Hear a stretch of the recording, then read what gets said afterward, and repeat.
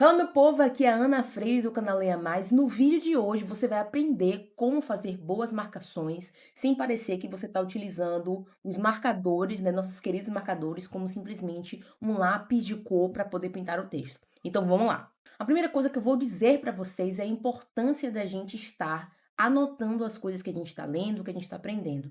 Isso porque o movimento sinestésico de escrever nos ajuda a internalizar o conhecimento. Ou seja, é muito mais provável que quando eu esteja estudando, de repente, como construir produtos e serviços formadores de hábitos, se eu escrever sobre isso, se eu escrever sobre os capítulos, vai ser muito mais fácil de lá na frente eu me lembrar. Tanto é que nesse livro em específico aqui, eu deixei de escrever alguns capítulos e hoje em dia eu já não lembro mais, porque eu li esse livro em 2021. Então, sempre que você puder, escreva. Não precisa reescrever alguma parte do texto, mas se você quiser alguma parte importante, faz sentido. Mas eu acho muito melhor você escrever o que você aprendeu, o que você entendeu, porque esse movimento de você pensar sobre isso vai te ajudar não só a raciocinar melhor, como também a internalizar esse conteúdo que você leu. E aí você pode estar se perguntando, tá, Ana, essa parada de anotar eu já entendi, mas a parada de marcar que eu acho um pouco difícil, muito porque a gente vê sempre ali os memes de que a pessoa simplesmente transformou o texto dela em tudo marcado. Então, a premissa que você deve seguir quando você for marcar no texto é: se tudo naquele texto é importante, nada é importante. Então, por isso que você pensar em alguns aspectos, por exemplo, você está lendo um artigo. O artigo ele tem muitos dados estatísticos que corroboram com a teoria, com o argumento do autor. Então, você selecionar alguns dados estatísticos que são importantes, que te chamaram a atenção, aí sim é uma forma de você, de fato, estar marcando. Uma outra forma que eu utilizava muito quando eu li artigos da faculdade era simplesmente marcar o argumento do autor. Então, de repente, eu ia na premissa que ele seguia, que ele partia ali de um raciocínio, e ia ver qual era a opinião dele. Então, eu selecionava coisas que ele dizia durante o texto que corroboravam para a opinião dele. Isso facilitava o meu entendimento do texto e para saber se eu concordava com ele ou não. Uma outra coisa que também pode te ajudar a marcar é quando você estiver lendo o texto, marcar o que te chamou a atenção. Poxa, aquilo que ele falou me chamou a atenção. Ou isso aqui achei legal para um argumento meu em determinada situação. Isso tudo vai te ajudar a marcar. Se você simplesmente querer marcar absolutamente tudo, você não está tendo um objetivo real para ler esse texto. Então, primeiro faça uma pré-leitura, leia esse texto sem marcar, e depois você vai vindo marcando com as informações para o objetivo que você quer. Então, nesse caso aqui, eu vou mostrar um livro, inclusive, de como eu marquei. Mas antes, aliás, antes de mostrar esse livro, eu vou basicamente dar um aparato de como eu faço as minhas marcações. Aí depois eu mostro como a parte prática mesmo. Eu tenho esse tanto de marcador aqui, esses dois são amarelos, esse aqui e aqui. Eu não uso todos ao mesmo tempo. Isso aí é uma loucura se eu fizesse. Eu utilizo no máximo duas cores. Então vamos dizer que eu estou utilizando aqui o azul e o amarelo. O amarelo, normalmente, eu utilizo para informações gerais. Então, é um conceito que eu vi, uma passagem que eu achei importante. E aí, eu utilizo para esse conceito.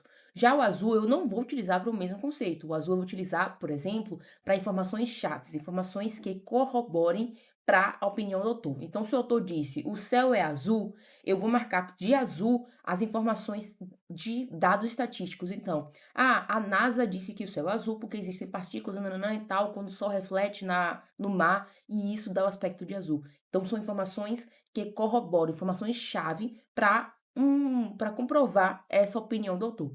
Basicamente, então, dados estatísticos, uma referência que ele utilizou, tá? Então, aqui, informações, passagens em conceitos importantes, e aqui, informações chaves, ou seja, dados estatísticos, referências, beleza?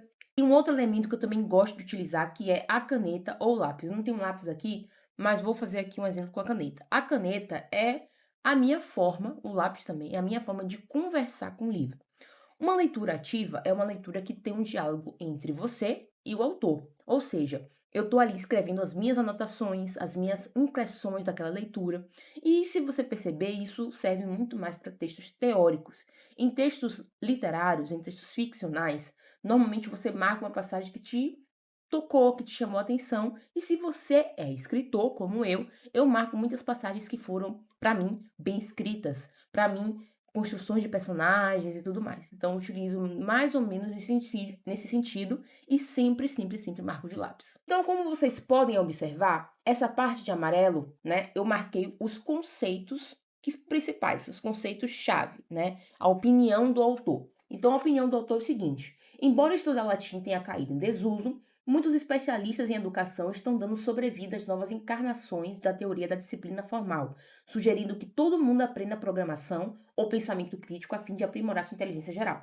Isso aqui é uma opinião do autor. Aí de caneta, aqui do lado de caneta, eu fui lá e coloquei: isso só deve funcionar em certa medida para dar disciplina e pensamento, e o pensamento começar a mexer as engrenagens. E aqui, ó, eu marquei de verde aqui em cima 2 autores que o autor citou. Essas marcações podem parecer complexas para você, mas você pode simplificar. Gente, começa só com um marcador. E aí você vai com esse marcador marcar primeiramente o que te chamou a atenção, tá? Porque aí você já vai começar a mexer essas engrenagens literalmente aí do seu raciocínio.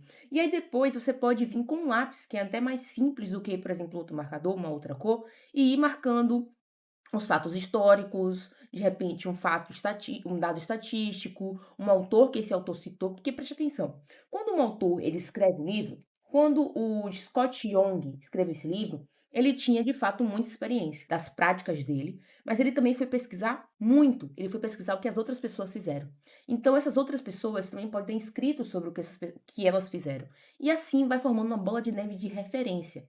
Preste atenção que as marcações elas servem para que você marque as suas referências, para que você tenha na sua cabeça essas referências. Então, no momento em que eu falo, de repente, de Shakespeare, de Romeu e Julieta, é em certa forma porque eu li Romeu e Julieta, mas é porque também eu li coisas sobre Shakespeare e sobre Romeu e Julieta. E eu marquei essas coisas e elas ficaram na minha cabeça. Então, além dessa parte da marcação que eu falei aqui para vocês, de fato de utilizar 2 marcadores ou até mesmo um marcador, de utilizar o lápis, de utilizar a caneta, você também pode, e eu acredito assim que é um conselho até que você deveria fazer, é que após a sua leitura, então você lê um capítulo, você lê um livro, você abre um Notion e escreve. O Notion pode ser também um documento no Word, pode ser no seu celular ou até mesmo um caderno.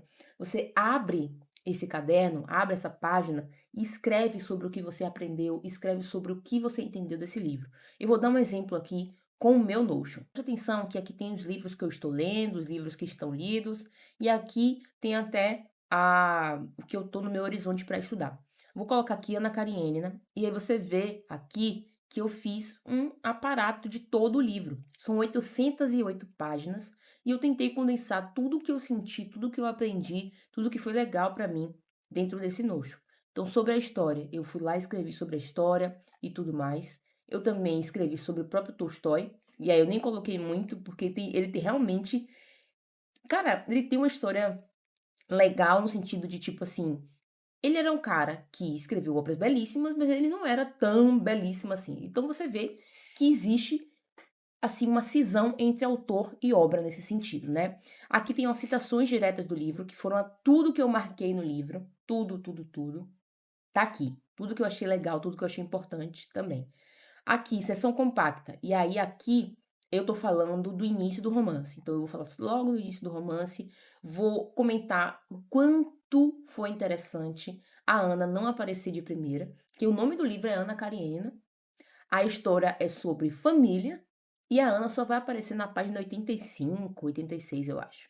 E a seção compacta 3, eu estou falando de outros personagens que são igualmente importantes. Então, se você parar para observar, a, a história, o que você lê, te dá muita substância. Então, se você, de certa forma, não refletir sobre isso e não colocar isso no papel, acaba que passa batido. Tanto é que a maioria das coisas que a gente faz um dia, a gente acaba esquecendo, porque são coisas simples, são coisas que a gente não para observar. Mas se um dia você tá ali fazendo comida e você tá cortando o alho, cortando a cebola, e você para observar isso, e aí de repente até escreve sobre isso, tipo assim, eu tô cortando o alho, sei lá, em cubinhos, não sei o quê, ou cebola em cubos e tal. Então você torna o ordinário extraordinário. Assim é a leitura. Então a leitura, ela te dá muitas coisas que parecem ordinárias, que parecem coisas do dia a dia, até porque os personagens se formaram por pessoas reais do dia a dia. Mas se você lê com atenção, aquilo ali se torna uma outra parada. torna-se uma outra coisa que você só descobre quando você lê com atenção. Então, basicamente, fazer um resumo, fazer anotações maiores, isso tudo com o conteúdo do livro também vai te ajudar. Aí você pergunta, Ana, eu posso utilizar a inteligência artificial? Óbvio, óbvio que pode. Teve uma vez mesmo que eu estava lendo um livro em inglês e teve uma parte que ficou um pouco difícil para mim. Eu tirei foto, copiei ali só o texto, né? O celular dá para fazer isso agora, copiar só o texto. Joguei no chat GPT, pedi não só para ele traduzir, como também para me explicar.